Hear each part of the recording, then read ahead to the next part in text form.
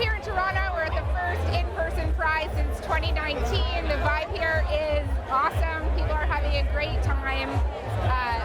Only love here. No hate, no vitriol. But looming over the celebrations this year is a recent string of violent threats and extremist confrontations. Much of it has been happening in the United States, propelled by the right wing.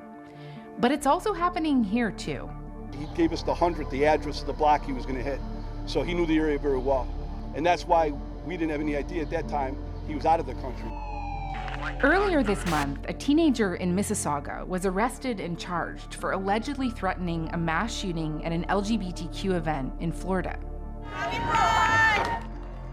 Then just last week, a family-friendly drag show at a cafe in Victoria had to be canceled because of threats. I'm like, hello? We squeezed in a few minutes to talk about all of this with drag performer Tynomi Banks before she hit the stage for Pride. The issues are not with gay people or drag queens or anything.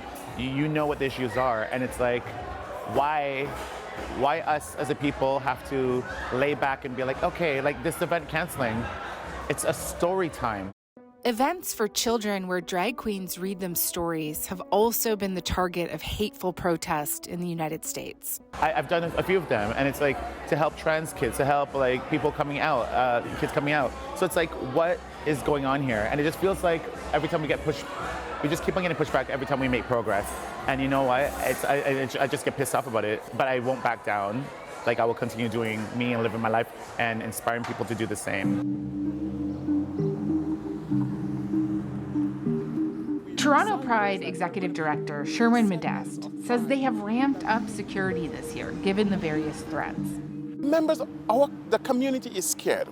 But what is even more worrying, imagine if you're a young person that is just coming out.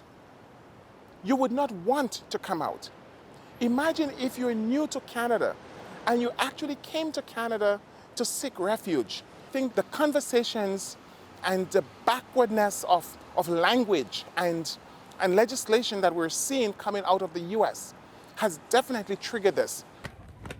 A lot of the forces behind this spate of anti-LGBTQ sentiment are coming from the American right, from social media, right-wing media, politicians, extremist groups like the Proud Boys and Patriot Front. I did 6 months fucking locked up, motherfucker. I'll fucking do it again, happily. Just to know I beat your fucking bitch ass, you fucking pedophile fucking. The LGBT, transgender, grooming our children's minds is a national security threat. I don't understand where the men are. Like, where are the dads? You know, some teachers pushing sex values on your third grader? Why don't you go in there and thrash the teacher? Who brought the pedophile? We want to know. I think that what you're seeing Republicans do is adopt that sort of language, adopt that sort of messaging that, oh, children shouldn't be around drag queens, or oh, trans children shouldn't be allowed to compete in sports, or trans children shouldn't be allowed to exist. Like these are all their sort of right-wing ideas that really play well with their base that are very scary to me. Parker Malloy is an American writer who's been covering the rise in anti-LGBTQ sentiment, including the historic wave of Republican bills seeking to erode rights. It's not about drag queens, and it's not about trans kids, and it's not about trans athletes.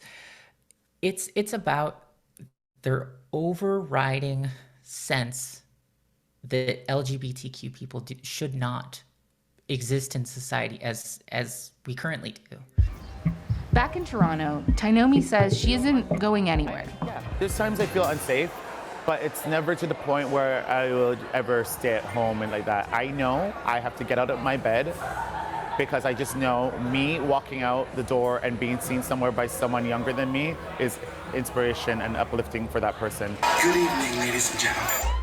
That same determination is evident back at Pride, where the party is just getting started.